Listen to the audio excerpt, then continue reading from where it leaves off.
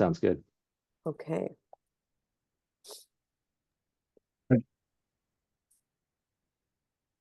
Hi, everyone. Welcome to our March 2025 SimCity rounds. It's with great pleasure that I get to introduce Dr. Curtis Nickel. So I first met Curtis in the ICRE conference last year, and I attended one of his workshops on this similar topic to today, and I immediately thought, I got to get Curtis to present at our SimCity rounds. And so it has come to fruition. And without further ado, Dr. Curtis Nickel is an anesthesiologist and educator at the University of Ottawa who is passionate about simulation-based education and assessment.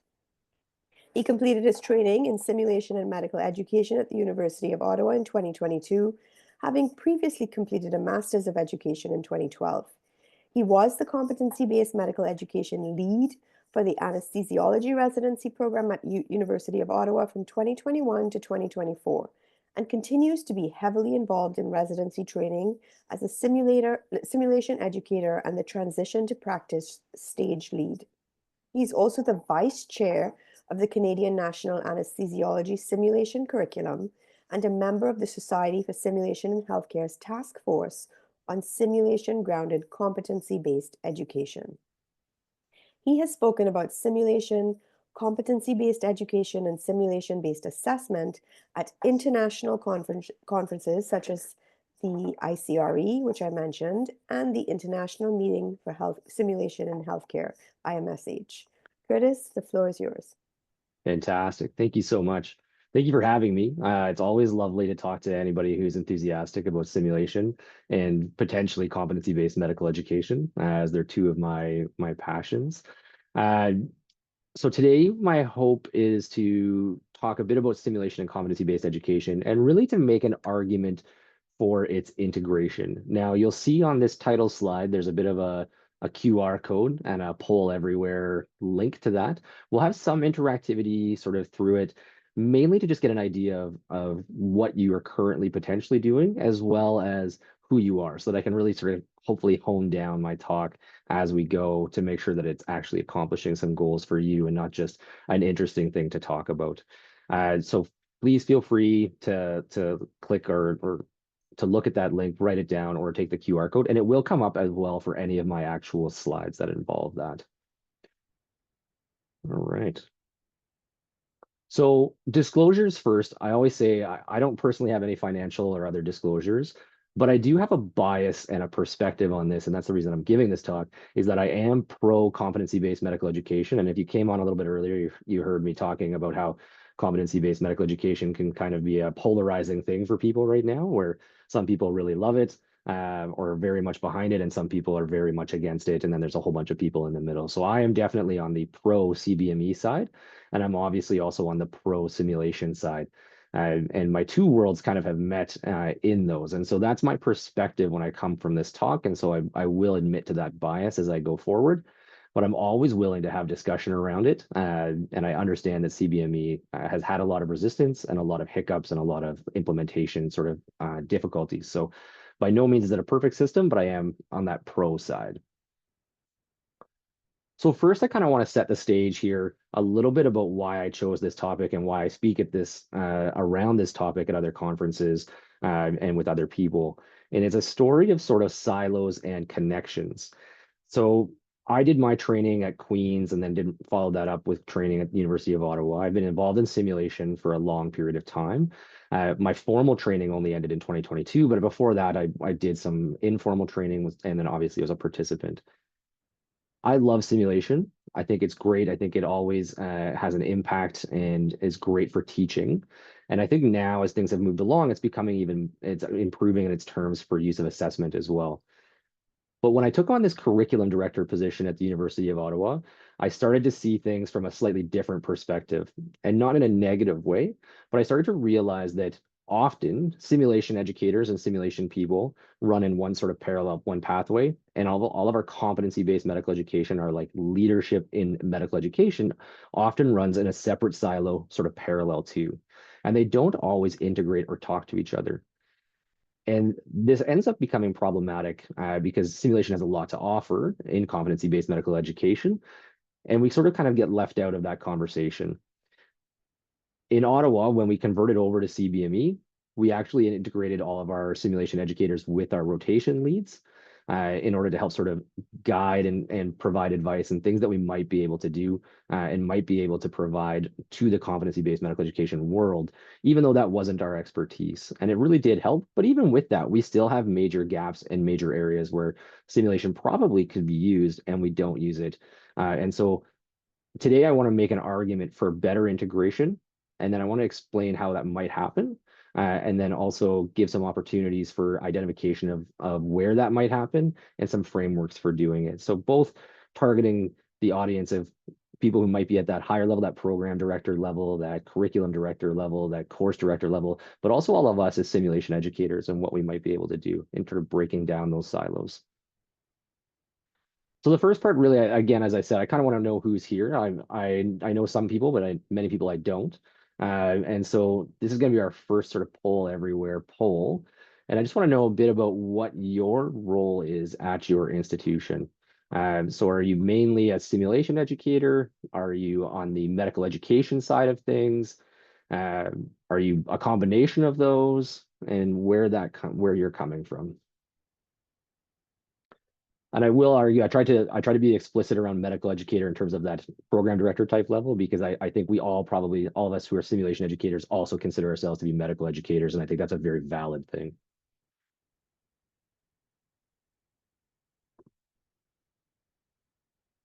Awesome. So we've got actually a decent number of people who are medical education side of things, so that higher level medical education, a number of simulation curriculum directors, and then a large number of simulation educators. So a good mix, which is perfect. That's the kind of audience I was hoping for. And I think this will hopefully answer a lot of your questions or provide you maybe some thoughts and processes. I also realize that in the evolution of competency-based education, especially in Canada, we've all sort of rolled it out at different times. Anesthesia was one of the first groups that did, and I realize not everybody has. So my next question is, are you currently using competency-based education, or is this like a new concept for you guys?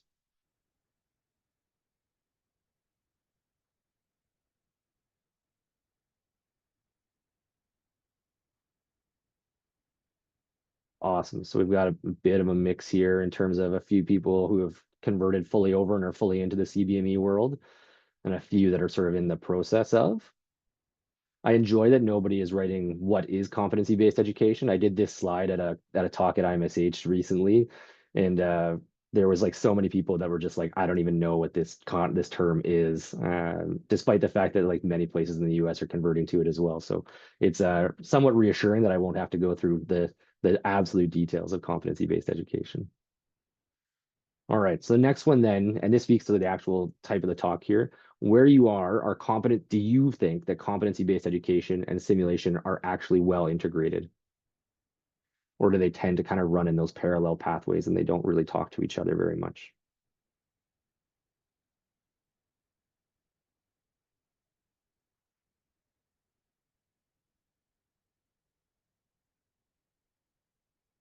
All right. Excellent. And this tends to be the typical that I see as well. I think there's very few places that I've given a talk like this, or even just in conversations with fellow colleagues, where they feel that it's an absolutely like beautifully meshed integration. It almost always is this thing where it kind of threads together, but kind of doesn't, and easily sort of separates, or they just run completely separate and they're not really integrated in any way. It's so great to see that we're not particularly different. And then, so yeah, what's your biggest struggle with simulation and CBE? Because this will help me sort of one guide my talk a little bit, but also we can answer maybe some of your questions in the interview in the question and answer period at the end. And I'm also happy to chat with people after. Assessment is a big piece. Okay, faculty engagement, cost or resources, absolutely. Champions and buy-in when attempting to integrate. Awesome. Okay, good. And I think these are really common as well. And you'll see later that I absolutely talk about these: protected time, capacity building. All right, great. Yes, CBE associated accreditation. We recently went through our accreditation period, and it was something. So I feel for whoever just wrote that one in there. Okay, so I'll kind of talk about my learning objectives and I'll go through my talk, but if at some point, I'm way off base and this really isn't addressing what you guys are hoping to address, please feel free to mention that and we can kind of veer off a little bit.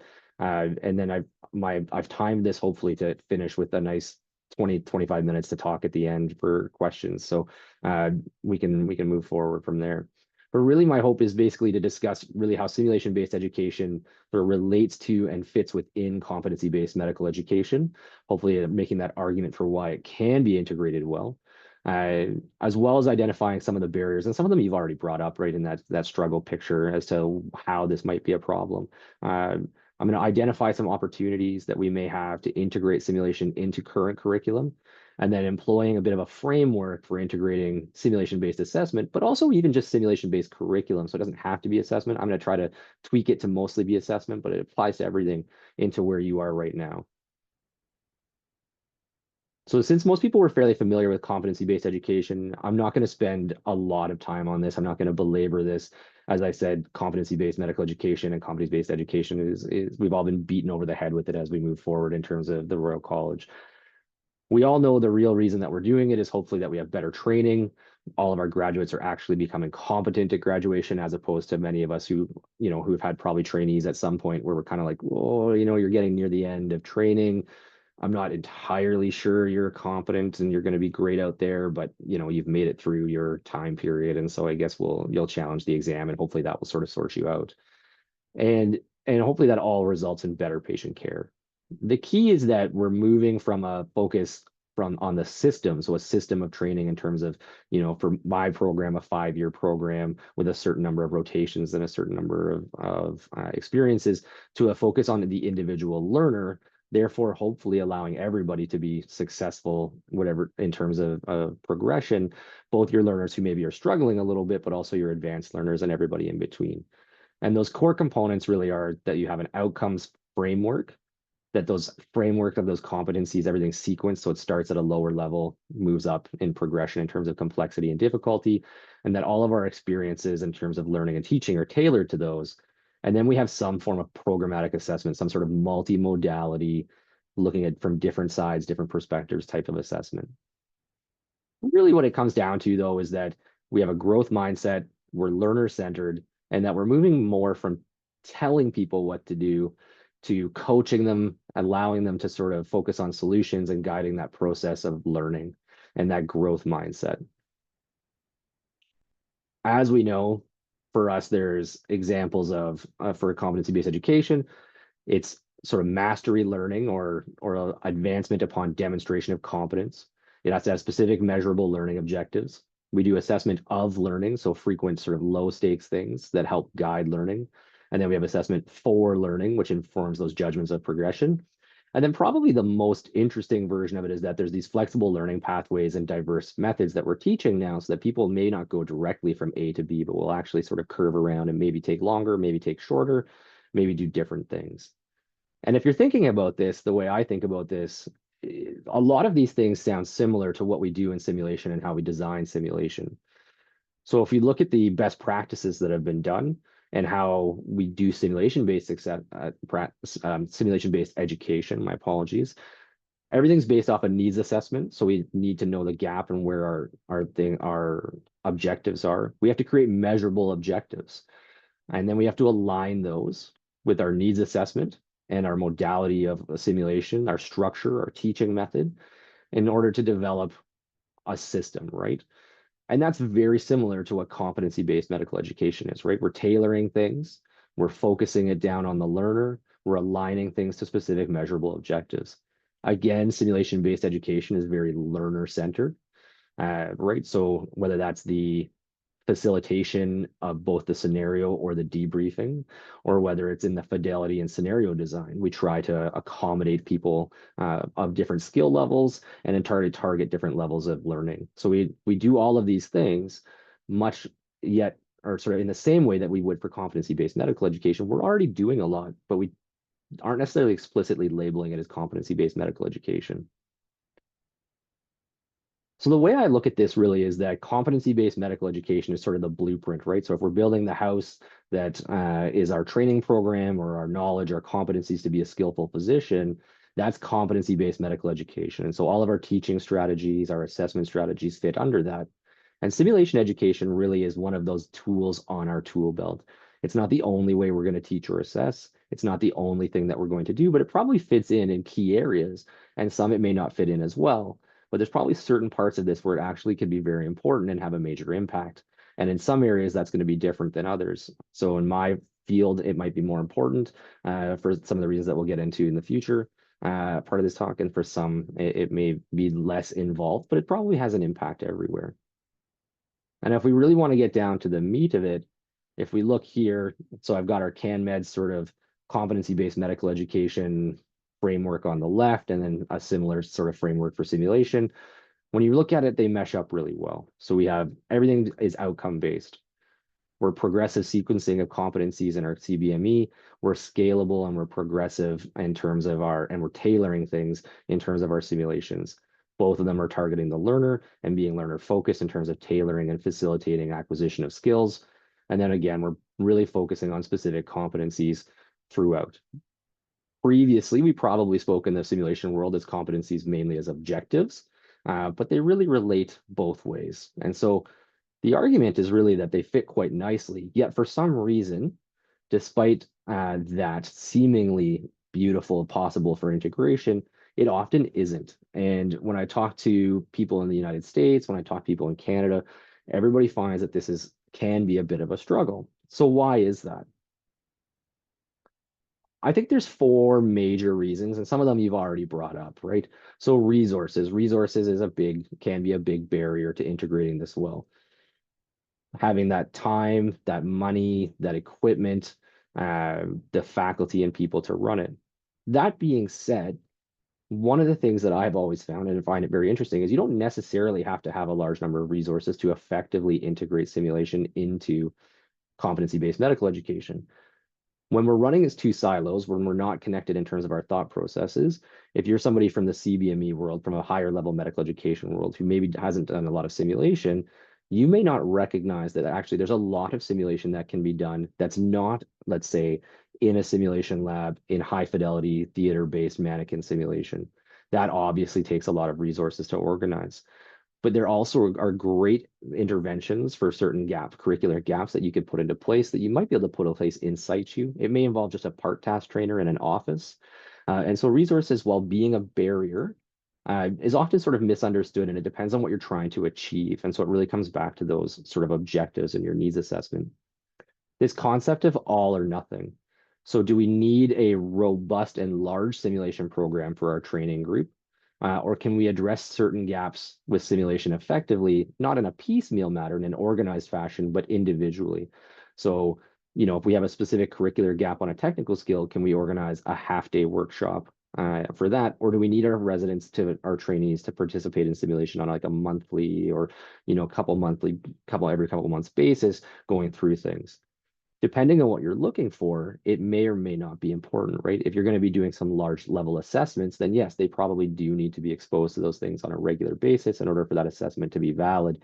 But if you're really just trying to teach a certain knowledge, skill, or attitude in a small sort of segment and really narrow down a curricular gap, whether it's an assessment or a teaching thing, you might just be able to do that sort of segmentally and not necessarily need that huge program that you're thinking about.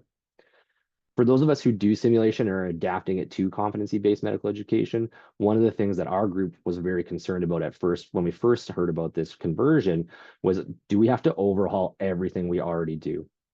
So we take all of these scenarios that we've developed over the last 15 years, we take all these programs and workshops that we've done, and do we basically have to like throw those away and completely overhaul them? And when you think about that, that's an exceptionally burdensome and concerning task, and really immediately shuts a lot of people down where they're just like, well, we're not going to do that. We're just going to kind of continue doing what we already do.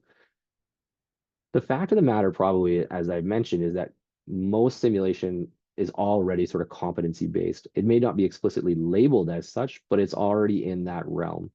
And so really the adaptation the overhaul is minimal, and it's often has to do with the explicit labeling and remapping of sort of certain competencies. And then having that overarching picture to say, where does this fit into our curriculum now? And how does it address what gaps that we're having? Or how does it reinforce what we're already doing? And so it's not as big a barrier as it seems. But when you first look at it, I remember in our group, we basically were just like, when they asked us to join everybody and say, hey, can you help us out? It was an overwhelming initial reaction within our sim group. We were just like, oh man, this is going to be so much work for us. How are we going to create the time for this? And it ended up not being as bad. And then the last piece is probably the expertise and the communication piece. So we have often in a center, you have experts in simulation and you have experts in that medical education side of things that is non-simulation based. They don't always talk to each other, and the expertise does not necessarily cross boundaries. So when I came in as a simulation person and into this role in this higher medical education world, I started to see a lot of interesting things where I was able to say, hey, like I think simulation would do a really good job here. When before, because they didn't have that expertise, that knowledge, and they didn't want to burden people, or they didn't even know they could reach out for that, they wouldn't reach out to our simulation experts and say, hey, I have this gap in assessment. I have this gap in teaching, this knowledge thing that I want people to understand and learn. Is there a simulation solution for this, or does it something else make sense? Particularly if they're familiar only with a certain type of modality, or they seem to think that, simulation really is only going to happen either in situ or in a major theater-based type simulation. It really sort of, they don't even ask the question. Whereas when I first started in simulation, before I became this curriculum director, I didn't know what the gaps were necessarily. I didn't hear about them. I didn't know where I might be able to plug in my skill set. And so we just kind of plugged along and kept doing our standard simulations, which for sure were helpful and worked well, but didn't necessarily integrate well within the overall curriculum in any sort of organized fashion. So you don't know what you don't know, and we don't talk to each other. And for simulation speak, if we don't have a shared mental model, then it really inhibits that ability to integrate. Are there any questions? I'll have time for questions at the end as well. But before that, are there any specific questions about this argument before I move on to sort of learning or identifying any opportunities for things before we jump way past?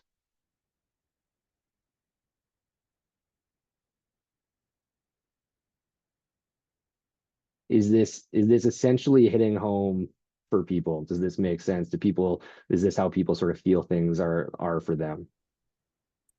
We got a comment in the chat, all is clear up Okay, to this point, and I think many perfect. of us have drunk the Kool-Aid, so Okay, keep going. excellent. We'll move along then. Okay, so let's try to identify then some opportunities to integrate simulation into the current curriculum. Where can we do this, particularly if we haven't already, and where do we go from here? So my first question to you is, where do you currently use simulation? Do you use it for assessment? I saw a lot of comments earlier that that's a struggle for people. Do you mainly use it for teaching? Is it longitudinal? Is it, one-off workshops, a combination, mainly technical skills? What kind of ways are you using simulation in the curriculum now?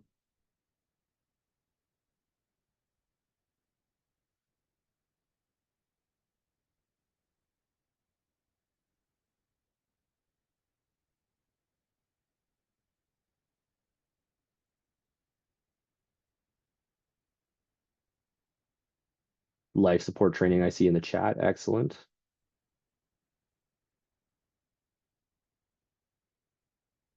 We do a lot of that. And I apologize if it's not working now for some reason. I apologize. I'll give it Yeah, another minute or so. it stopped working for me for It some stopped reason. working. Okay, Yeah. good enough. My apologies. I'll move on then, and we'll just go into the next section. So the way I think about this really is sort of two main broad categories is how we're going to integrate simulation into competency-based medical education. So the way I look at it is there's an element that we can use for teaching. So that's sort of the picture on the right, where we're really looking to impart knowledge, skills, attitudes, competencies per se, to our trainees. And there may be some level of assessment in there because I think if we're honest with ourselves, there's very few simulation activities that we do where there's zero judgment involved. There's almost always some element of judgment and coaching or something to help somebody get better. Really, the assessment piece becomes important when we talk about the implications for the trainee or the individuals who are participating, and whether those implications are significant or rather minor. And that sort of defines the levels of assessment and where we go. And foreshadowing sort of in the future, I like to think of assessment along sort of a stakes continuum. So things from like no stakes to high stakes. And those implications obviously get increase as you move forward. And that's sort of how we can move from the two going forward. My first suggestion, though, anytime we're looking to integrate this better, again, speaks to that level of communication, those two silos, is there probably should be somebody in any training program, if you have a simulation program associated with it, somebody from the simulation group should be associated with a residency program committee, a competency committee, somewhere where they get a picture of that higher level of where the curriculum is. And if we don't have that, then we need to have good communication between the director of that simulation program or the individuals within it and the director of that training program overall.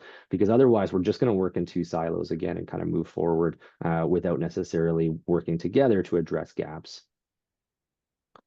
So in terms of teaching, there's a number of ways that we can sort of move this forward. There's the concept of sort of deliberate practice and coaching, where trainees or people who are working together are doing technical skills, or that's being exposed to specific scenarios in a non-assessment based format. So there's probably again going to be some judgment. There's going to be some coaching associated with it. So there may not be zero stakes, but they're going to be incredibly low stakes, where those implications for that trainee aren't that they go to a competency committee. They aren't that they go to the residency program committee. They stay within that simulation group and that day, right? This can be technical skills based, I would say, but I think this is expanding more, particularly now that we're getting into the virtual reality and augmented reality, that deliberate practice. We have trainees who will do VR scenarios and go get some feedback on it, go back in, come back out, go back in, come back out on their own time.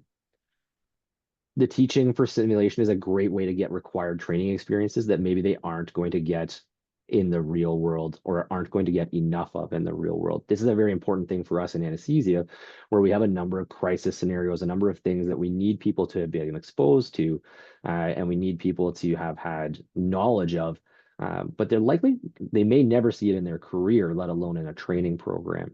And if they were to see it in a training program, the likelihood of them managing that independently is essentially zero. The faculty member would always be there.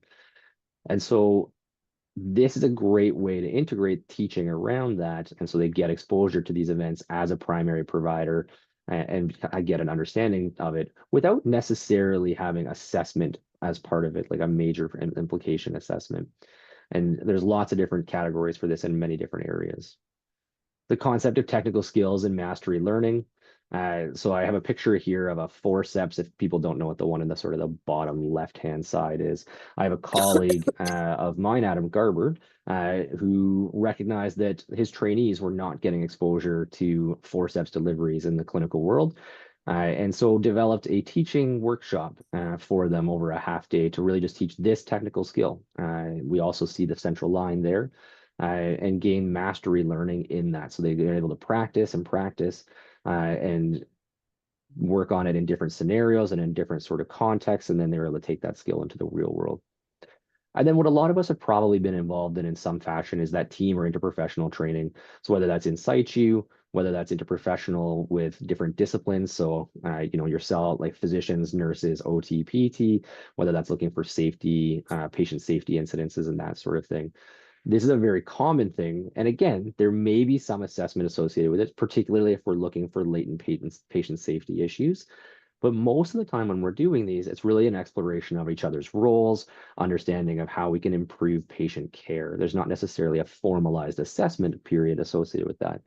And there's lots of opportunities to put these in depending on where your gaps are. When we look at assessment, and I would say assessment of competency-based medical education is often where people sort of, I wouldn't say get hung up, but it's where people start to think and run into struggles for two reasons. One, the historical basis of simulation is that we don't assess people per se in a structured, rigid way where that goes somewhere. It's very formative. that assessment for learning instead of assessment of learning. And then the second one is just how do we do this, right? So how do we do this in a valid way that has enough reliability and validity where we're actually think that the decisions that we make based on these assessments are important? And we'll get into that sort of going forward.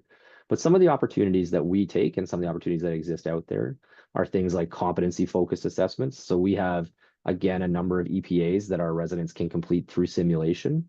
We often don't allow all of an EPA to be done by simulation, but we allow a number of them to be done, the majority of to be done in simulation. We have simulation, and there are many simulation-based exams and OSCEs out there that may have higher levels of implications. So we have a few that help us decide for progression within our stages of competency-based medical education. And then we do have CANNASC, which is our major sort of PGY4 in training national simulation-based exam that trainees must successfully complete in order to move forward and graduate and be certified. And so that's a very high stakes exam. If you don't pass that exam, you aren't able to graduate. So you have to then come back and retest. And so the stakes, the implications for that are significant. And so then the design around that has to be much more robust and much more valid in the way we do it.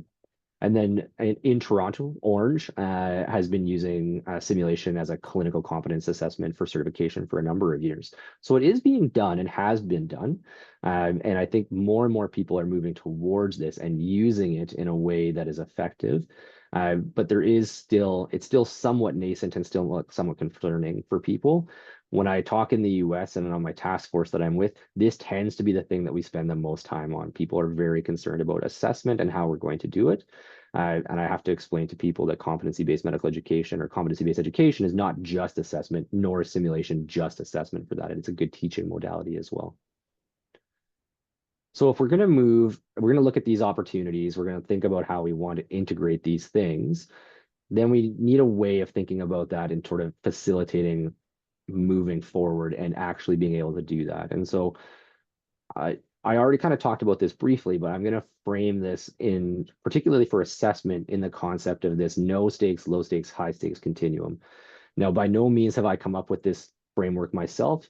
I was introduced to this by Dr. Andrew Hall, who's an emergency physician here, who also does in Ottawa, who also does a lot of simulation and is also a major lead for the Royal College in competency-based medical education. But really, anytime I'm developing an assessment or even a curricular item that I'm going to use simulation within competency-based medical education, I try to decide first where it's going to be on these stakes, because that's going to majorly impact how I design it in terms of the rigor, the validity of any assessment that I make, and the effort that I need to put in. If you're going to be way far on the left side into that sort of no stakes or low stakes, you probably don't need an exceptionally rigorous tool. You don't necessarily need to have significantly validated checklists. Your scenarios don't have to be as robust because really you're using that to help the people learn and move forward in terms of their learning. And maybe you're doing some formative simulation or you're having some implications for competency-based feedback and EPA focused assessment where they will get a score, but that one score is probably not going to make it or break it for them. It's going to be that cumulative level of EPAs that they get. And so the level of rigor for that is not going to be as big as if you move to that high stakes where you're actually determining progression. And so when I think about stakes, I really like to think about the implication for whoever the participant. So is this going to have a major impact on them? Are they going to not be able to progress? Is it going to remove them from a program? Or is this something where it's one piece of a small puzzle and it's not as big a deal? And then if that's the case, then that helps me uh, design that project. So if we take our low, no, and high stakes continuum and we move that into a designing process, I use something called what I've termed the W's and H's. So much like we use in ACLS, we have H's and T's. These are the W's and H's. There's way less W's and H's though, so it's easier to remember than H's and T's for those of us who try to remember that off the top of our head for ACLS. I'm going to kind of go through this in an example format to try to give you an idea of our thought process as we went through this. So we have a project here in Ottawa. We call it the ACLS Milestones Project that we developed over time. And I'm going to walk you through how we did that using the W's and H's and our stakes kind of concept. So the first W is just really what is the gap? So it's that needs assessment. It's what is our competency that we're not either assessing well or we're not teaching well. So with the ACLS Milestones project, what happened is we found out that our residents, particularly our junior residents, were having difficulty at in-hospital codes or in-hospital cardiac arrests. They had significant gaps in knowledge around both management of ACLS and medical expertise algorithms, as well as the crisis resource management skills to manage these types of codes. Our junior residents attend all of our cardiac arrests in hospital as part of the arrest team, either as the airway manager or once they move on to the ICU rotations, they actually are the lead. So we got a lot of feedback from our ICU colleagues. The residents themselves actually brought this forward. And then as well in simulation, we found this. So we got this gap. So really we find out, okay, what's the gap? So then we want to, okay, so now we're going to try to intervene on this gap. And we have to decide how we're going to do that. And probably the first thing, even outside of that, is just like, is simulation an appropriate thing to put into place for that? We're going to assume that yes, we've decided that is the case. And in this one, it was actually quite reasonable because we can mimic ACLS arrests and we can have people be exposed to them prior to them being happening on the floor and then coach and teach. But the next question really is, so what are the stakes? So go back to that continuum. Is this going to be a high stakes evaluation that's going to determine progression for your trainees? Is this a no stakes teaching moment, or is this a low stakes moment where maybe there is evaluation, but there isn't actually major implications? And we decided that we were going to go on the low stakes side of things. We wanted evaluation to be present. We wanted them to have to take it seriously and to also see where their deficits were more so than just regular feedback. And so they have to pass these moments and these ACLS milestones projects, these when they have these opportunities, the experiences, this feedback goes to them, their academic coach, and it also gets presented at competency committee.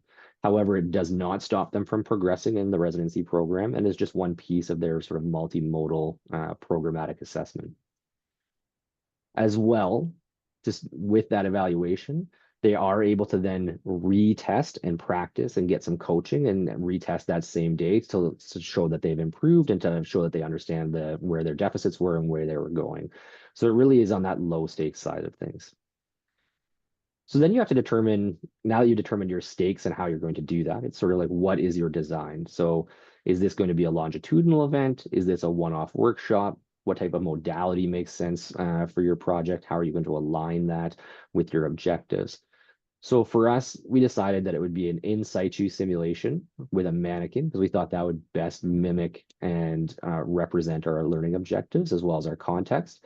And we decided that it would be longitudinal, both within a year and then over the first 3 years of training.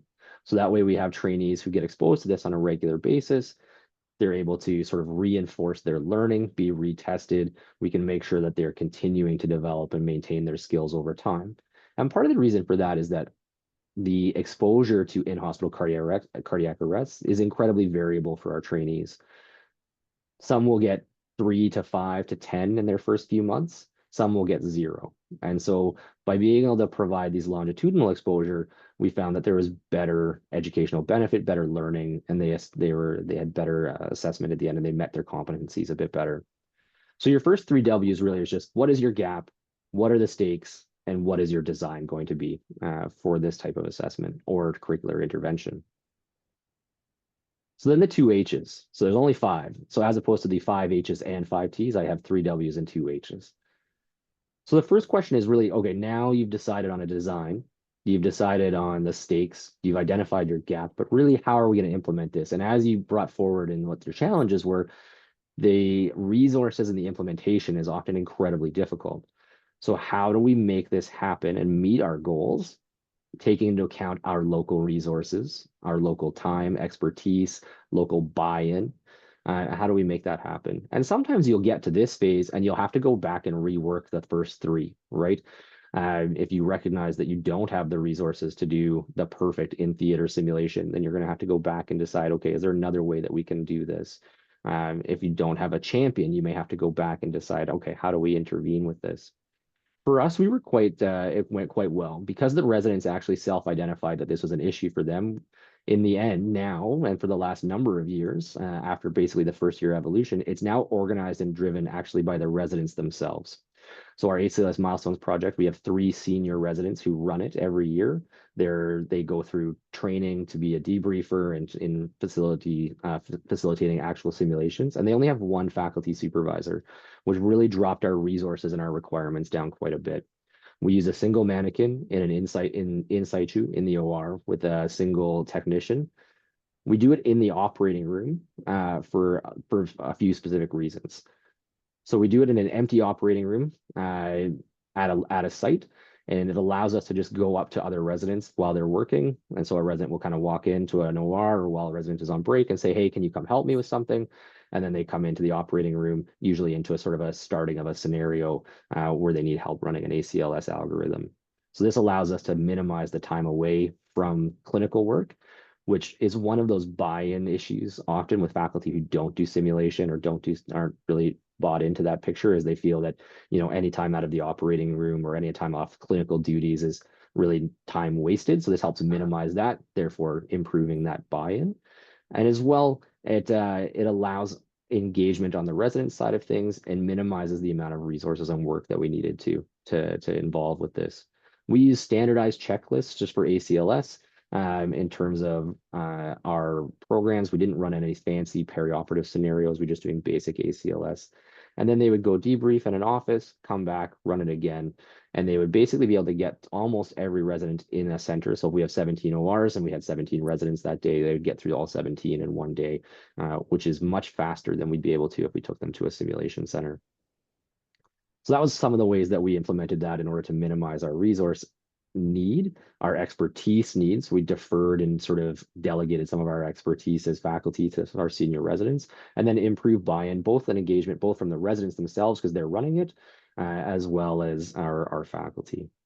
And then the last question, if you're doing any sort of assessment or intervention, is really just a monitoring period, or how do you know that this is actually working or doing its job? So we do ongoing program evaluation each year. We get feedback from the residents who ran it, plus the residents who participated in it. And then we get other feedback from other areas. So same areas that provided us from the needs assessment that this was a deficit. So scenarios, both in simulation and the clinical environment, are in our end of training or end of rotation evaluations on ICU, and those sorts of things all kind of give us feedback on how this is working. And every once in a while, we'll get some feedback that maybe we're missing an element of this that we need to either test for or involve ourselves in. And so we alter it year to year to focus on sort of the gaps that are being identified. So that's the majority of my talk, and I'm probably going to end, it looks like hopefully right around 40 minutes. Uh, in summary, I think, and I'm probably speaking to the preaching to the choir kind of idea here, is that competency-based education and simulation-based education mesh incredibly well, and there are many opportunities to integrate it and effectively use simulation-based education within competency-based education. There's a number of barriers that exist, and that I don't think any of us can pretend that there aren't, but they can be overcome. And sometimes it takes some creative thinking to do that. And sometimes it means that we're not going to meet our objective the ideal way or the best way possible. But it means that we might have to adjust things and still meet our objectives in some fashion. Maybe not our perfect vision, but maybe in a best for our resource and our setting vision. And then hopefully I've provided you a bit of a practical framework for integrating simulation-based assessment into competency-based education, thinking about that no, low, high stakes continuum, and then as well our W's and H's. And if there's one thing that I would say, and I've tried to repeat this multiple times, the last thing that I would bring forward is really to sort of connect our silos. So for us who are simulation educators, reach out to our group that oversees the entire curriculum, try to get a better view of what's going on in there, where we might be able to integrate ourselves better or improve things or reinforce things. And if you're on the other side of things, to really reach out to the simulation educators, make use of their expertise, bring them into this sort of picture where you can see where these gaps are and where they might be able to participate and help. Because without these, we'll just kind of continue on what we're doing. We'll do good things, but we could be doing great things. And so trying to break down or connect those silos. And that's it for me.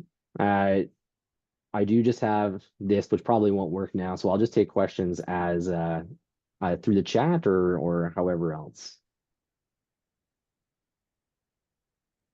Thanks so much, Curtis. Maybe if we stop sharing screen, everybody will Yeah. feel more connected to pick your brain. And then, of course, if you're feeling shy, you can put the question in the chat and I can read it out.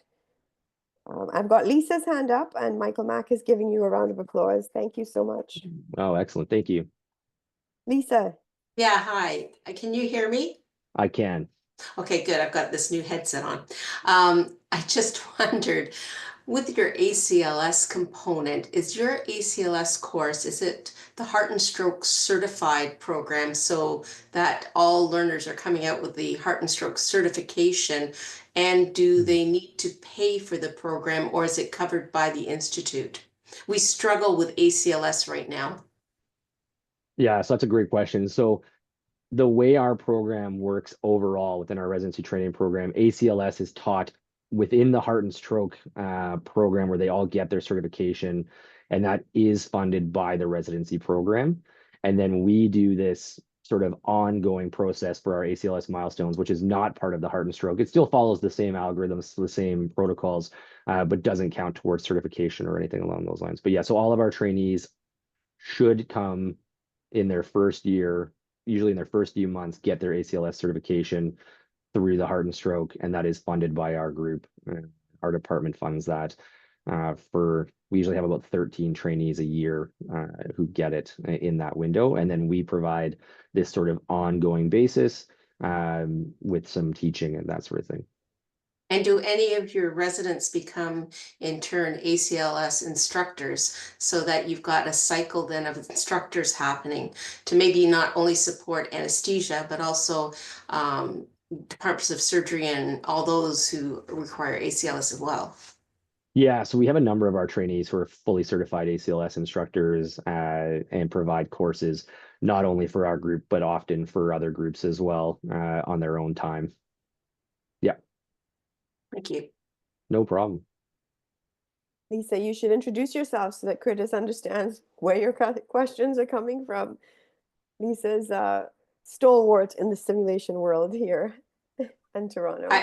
I was senior manager at the University of Toronto Surgical Skills Center at Mount Sinai, Nice. and we were, I'm going to say, one of the first simulation centers in Canada, if not North America. And our use of simulation varies from assessment, but also most of it to basic training. And Yeah. yeah, it's been an exciting 25 years. Yes, Eh, I was very impressed when when Paul even asked me to talk because I know the history of simulation in Toronto is so robust and has such a legacy. So it was like it's very much an honor to speak to people and I'm a very small human being in the legacy of simulation in these areas. as am I. Thanks. Thanks, Lisa. And then you're getting kudos in the chat, Curtis. Thank you, Dr. Curtis. Nice presentation, clear and informative. Thank you. And I'm for I put my name and my email address just for future for anybody in the chat at the very beginning. If you have questions that maybe don't relate to the talk or are more assessment based or any of those things, please feel free to email me. I do a lot of simulation based assessment with my group and our colleagues, and we've had a lot of trials and tribulations, and I'm more than happy to impart whatever small amount of knowledge and experience I have in that area that might help people along. Because it is something that is we should all probably be learning from each other and from our history and not necessarily having to reinvent the wheel. So please feel free to email me if you're not comfortable talking today or if you want to have a longer conversation at some point. And I can attest to the fact that he responds. Rajani, do you have a question? I do. So I've been able to incorporate a simulation curriculum for our family medicine residents at the Michael Garron Hospital, a site affiliated with the University of Toronto. The biggest obstacle, besides finding instructors and training them, etc., is the funding. How do I love the SimCity. That's where I trained as an ACLS instructor, learned my simulation. So I appreciate Lisa, and they have a great structure, and it's nearly impossible, like I find, to try to even fund this small program where I run 4 simulation sessions per year on a 2-year curriculum. What can you think of some like ways that I might be able to secure funding to pay our facilitators, pay our technicians? Yeah, so I agree. Funding often comes up as like one of the biggest barriers, particularly for groups that aren't part of like a large program where they can access like a large center. I think a lot of it, again, and this sort of kind of came up in the talk before, comes down to that sort of like that buy-in and that championing from your department and your department head, because for most places, that's where the time away from clinical work and that sort of thing, where especially paid Mm-hmm. clinical time is going to come from, right? So for us, that's how it works. Our department funds our simulation time for our facilitators and our faculty. We have a limited number of days, but because we've been able to be sort of integral and show some benefit to us, they have expanded those number of days, and so our simulation curriculum is for anesthesia is quite good and quite well respected across the country. Starting small, I think you try to show as much benefit as you can for what you have, right? So, and getting champions from your program directors and others saying, like, listen, we don't have another way of, getting exposure for our trainees to these things, is a super useful way. So one of the ways that we've gotten a lot of sort of funding and time, let's say our CanNAS. So our CanNAS exam for us, for Ottawa, is a 5-day exam that requires two sim techs and two theaters per day, two simulation-based theaters, and I think 3 to 4 sim faculty a day for 5 days. And that's only part of our stuff, but it's a huge like resource suck in terms of like money and time. And one of the things that we're hearing as at their CanNAS level is that, people are concerned about the finances and the benefits and that sort of thing. But because it's now and has been integrated in as a required training experience by the Royal College, programs basically have to fund it. They can't not fund it. It exists out there, and we are the only group that is able to provide that as the simulation group. And so they have to say, okay, we're going to suck it up and do it. So if you're able to show, we're providing these and it's, here's a time period. Let's say it's a required, like a clinical training experience or a required training experience that you're trying to show. If you can look at it and the program looks at it and you say, listen, my average resident only sees this twice in 2 years. And yet we have to determine if they're competent in this and we have to give them this exposure. How else are we going to do this? It's a required training experience. It's a requirement based on the Royal College. And so we need to have the time and funding to do that. And so you kind of have to think of these like interesting administrative sort of not like armholds, but like sort of leverages that allow you to say, that's great. I mean, you could not fund this, but then when we comes to accreditation, Royal College is going to come down on us and say, well, you're not giving that experience. Like what your trainees you're not showing that they're competent in this if it's an assessment, or they're not getting this exposure. And then that looks awful. And then often funding comes out of that. So that's one way for those types of things. The other things that you can do that are beneficial that I think for like boot camps and like other educational interventions, anytime that you can use any of like the sort of like Kirkpatrick educational model outcomes. So anytime you can go higher level, that's great. But even if you have lower level ones where it says, residents, so things that we do is before we do pre and post testing on almost all of our scenarios as to whether they're like their competence, their self-reported comfort, their self-reported competence, that sort of thing in those scenarios, or however, whatever we're doing for that simulation with those objectives. And then often we'll actually do a delayed one as well. So particularly if we're doing simulation that in our last year of training, we'll do one and we'll send them out now that they've been out in practice for a year, and we'll say, hey, like, did you run into this scenario? Do you think like did the simulation that we ran help you? And that's some nice data for a group like program or department to say, okay, we're actually providing some benefit here. Obviously, the more we can tie it into actual patient outcomes, the better. But that's the holy grail of simulation training and outcomes in general, is being able to tie it directly to patient outcomes, which is a very hard thing to do with the amount of variability. But even those lower level ones can help sometimes. I'm happy to talk with you offline as well if you want, and I can get my like sim director here who helped us develop a lot of our funding to kind of, and she was at ICRE as well talking to give you some thoughts and processes about what you might be able to do. Yes, and I liked your slide talking about lo-fi sim and the idea that we know that it can become very costly, and thinking of ways that we can create simulations that are low fidelity and therefore lower cost. I know Rajani is the medical director of the Sim Center. She didn't mention that at Michael Garron, but she does have that access to her Sim Center. Encourage you to come to our Simulation Education Advisory Committee, Rajani, where we can also share some of the ways that we are working at we're siloed. Obviously, this is what Curtis is talking about. There are many of us that are fighting that same uphill battle with funding and figuring out how we can fully integrate SIM into CBME. And so, yes, tying it to EPAs, showing that there are benefits, cross-referencing it with competence committee data to show that the residents have gaps in their ability to access this, and that the simulation is filling that gap out, further justifies the funding to keep it in a sustainable and scalable way.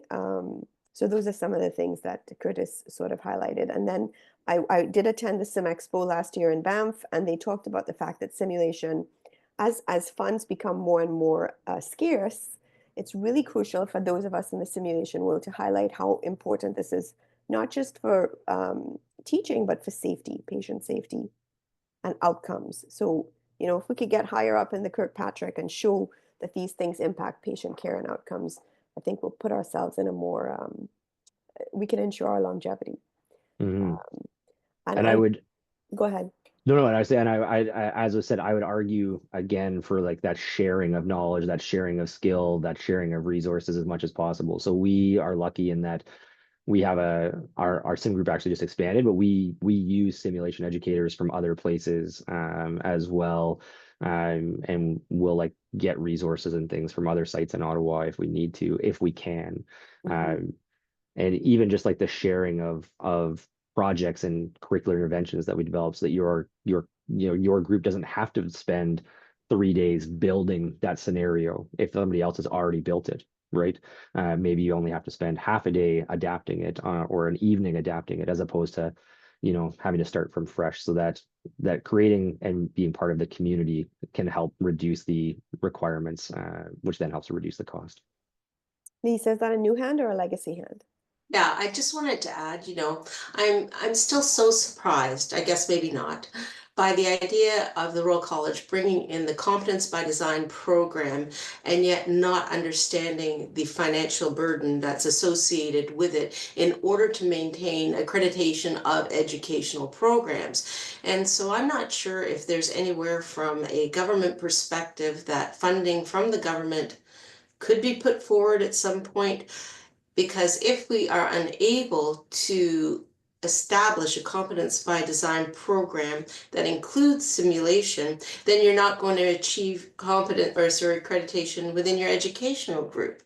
It seems like a bit of a vicious circle that just baffles me still as to why funding is not available to bring these programs to fruition. Not saying you need hundreds of thousands of dollars, but even, for some of the smaller events and for staffing that are required. I just think that it's also a point that when you bring simulation into the Competence by Design program, there's a lot of cost saving using simulation from the actuality of now needing to introduce the apprenticeship model once again into training that we all moved away from because of time, money, and energy. And it seems to me like we're rolling right back there again. Lisa, I'm going to have to cut you off. I'm so sorry. I Oh, really appreciate the exciting discussion that Curtis's presentation stimulated. We're at time. I'm going to just give a shout out. We had a lot of international attendees today, and we appreciate your time. I know it's going to be late at night for you, and so please join us next month, April 24th, for Dr. Andrew Petrosoniak, who is going to be talking about artificial intelligence. Is it the future of healthcare simulation? So I'll see you all next month. Thank you again, Curtis. Amazing presentation, and have a wonderful evening. Thank you very much for having me. Bye.